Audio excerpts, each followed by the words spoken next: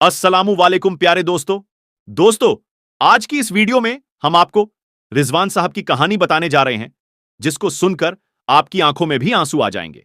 तो दोस्तों, आप इस वीडियो आखिर तक जरूर देखिएगा और इस वीडियो को एक लाइक करके हमारे चैनल को सब्सक्राइब जरूर कर लीजिएगा।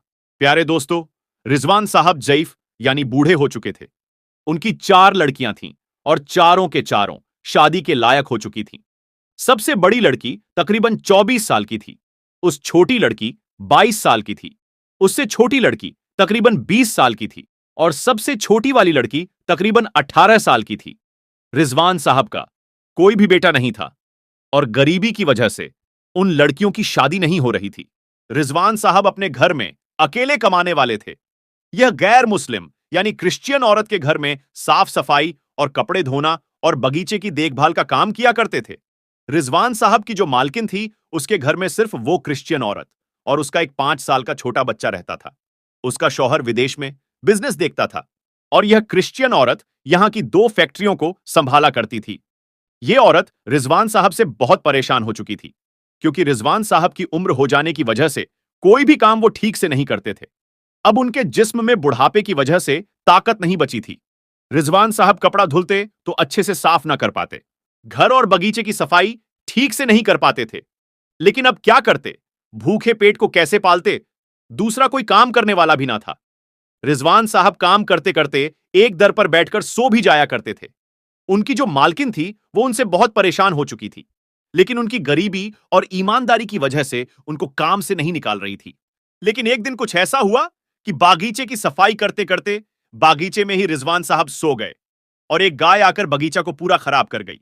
फिर जब शाम को मालकिन आई, तो अपने बगीचे को इतना खराब देखकर रिजवान साहब पर बहुत गुस्सा हुई और खूब डांटा और बोली कि अगर अब से कोई गलती हुई तो मैं आपको काम से निकाल दूंगी। रिजवान साहब मालकिन की डांट सुनकर अपने घर जाने लगे। रास्ते में उनको उनके मोहल्ले का एक दुकानदार मिला। उसने उनको 4 बातें सुनाई। रिजवान भाई, तुमने मेरे 10 किलो चावल और 2 किलो दाल के पैसे आज तक नहीं दिए हैं। अगर 2 दिन में मेरे पैसे न दिए तो देख लेना क्या होगा। उनकी बातें सुनकर रिजवान साहब अपने घर पहुंच गए। घर पहुंचते ही बड़ी बेटी ने एक गिलास पानी लाकर दिया। फिर उनकी बूढ़ी बीवी पास में आकर बैठ गई और कहने लगी कि साहब, इफ्तार और सहरी के लिए सामान चाहिए। घर में कुछ भी पैसा नहीं है और ना ही एक भी सामान है। दुकान वाला अब उधार देने को मना कर दिया है। बेटियों का कोई कहीं से रिश्ता नहीं आ रहा है और जो आता है वह दहेज मांगते हैं। अब कल घर में क्या कुछ खाने को बनेगा? जो आपकी तनख्वाह मिलती है, सबका सब किराया देने में चला जाता है। इतना सुनने पर रिजवान साहब कहते हैं कि सब्र करो, अल्लाह तबारक व ताला हमारा मालिक है।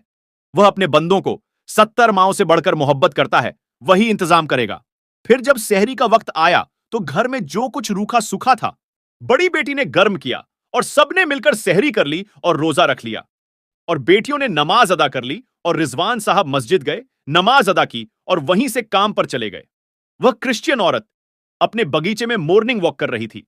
रिजवान साहब उस औरत से जाकर कहते हैं कि मालकिन साहिबा, हमारा रमजान चल रहा है और घर में कुछ भी पैसे नहीं है। आप मुझे कुछ पैसे दे दें तो हमारा इफ्तार का इंतजाम भी हो जाएगा। उस औरत ने कहा कि आपको बहुत पैसे एडवांस में दे दिए हैं। इतना पैसा दिया है कि जितना आप काम भी नहीं करते हैं, उससे ज्यादा आपको पैसा दे दिया है। अब मैं आपको एक पैसा नहीं दूंगी। इतना कहकर उस औरत ने कहा कि अगर आप मेरा एक काम कर दो तो मैं आपको कुछ पैसे दे सकती हूं। यह सुनकर रिजवान साहब बहुत खुश हो गए और बोले कि मालकिन, आपका काम जरूर करूंगा। उस औरत ने उनको उनकी ताकत से भी ज्यादा सामान उन पर लाद दिया और कुछ पैसे दे दिए और बोली कि मेरे बिजनेस पार्टनर के घर पहुंचा दो। यह बोलकर वह औरत घर के अंदर चली गई। सामान इतना वजनदार था कि रिजवान साहब से उठ नहीं रहा था। जैसे तैसे सारा सामान उठाकर उस औरत के बिजनेस पार्टनर के घर रख दिया और वहीं पर सर पर हाथ रखकर बैठ गए। कुछ देर के बाद उस घर का मालिक बाहर आया, जिसका नाम तस्लीम था। वह एक रहमदिल मुसलमान था। उसने रिजवान साहब से सामान लिया और अपने नौकरों को बुलाया और सामान अंदर रखवा लिया और रिजवान साहब को कुछ पैसे भी दे दिए। रिजवान साहब बहुत खुश हुए और फिर वह मालकिन के घर ना जाकर सीधा अपने घर की तरफ निकल गए। सबसे पहले उस दुकानदार के पास गए, उसका सारा कर्जा चुका दिया और फिर इफ्तारी का सामान खरीदा और अपने घर में सारा सामान रख दिया और फिर से मालकिन के घर पहुंच गए। वहां क्या देखते हैं कि उनके क्रिश्चियन औरत का शौहर आया हुआ है। रिजवान साहब उससे मिले और बातें की और फिर काम पर लग गए। असर का वक्त हुआ तो उनका मालिक अपने बच्चों को लेकर बाहर टहलने निकला।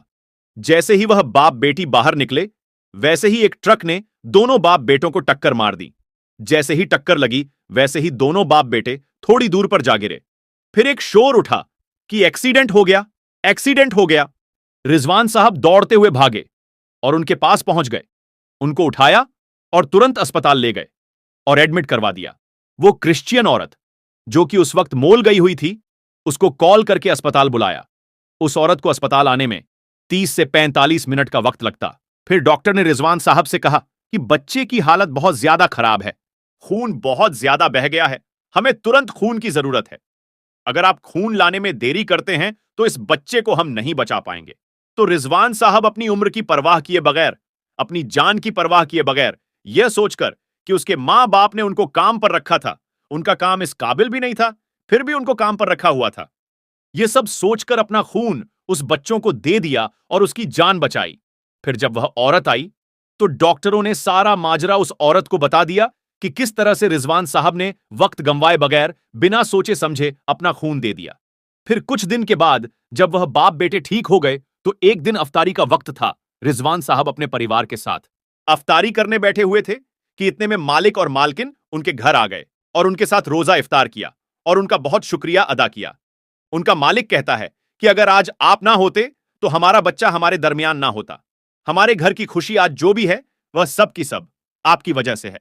फिर रिजवान साहब का मालिक और उसकी बीवी हर रोज अफ्तारी के वक्त रिजवान साहब के घर में आया करते थे और अपने साथ में फल फ्रूट और अफ्तारी का सारा सामान भी लाया करते थे और उनके घर में ही बैठकर अफ्तारी किया करते थे और इस्लाम और दीन की बातें किया करते थे और दीन की बातें सीखा भी करते थे। उसके बाद उस शख्स ने रिजवान साहब की चारों बेटियों की शादी अपने पैसों पर धूमधाम से करा दी और रिजवान साहब का फिर भी बहुत शुक्रिया अदा करता रहा कि आज आपकी वजह से हमारे घर में रौनक बनी हुई है, क्यों ना मैं आपके घर की भी रौनक बना दूं। प्यारे दोस्तों, आपने देखा कि रिजवान साहब को अल्लाह पर कितना पुख्ता यकीन था कि उन्होंने इस उम्र में भी मेहनत करना नहीं छोड़ा और इसी यकीन के बदौलत रिजवान साहब की सारी मुसीबतें दूर हो गईं। तो दोस्तों, आज की वीडियो में बस इतना ही। अगर आपको यह वीडियो जरा भी अच्छी लगी हो तो इस वीडियो को एक लाइक करके हमारे चैनल को सब्सक्राइब जरूर कर लीजिएगा।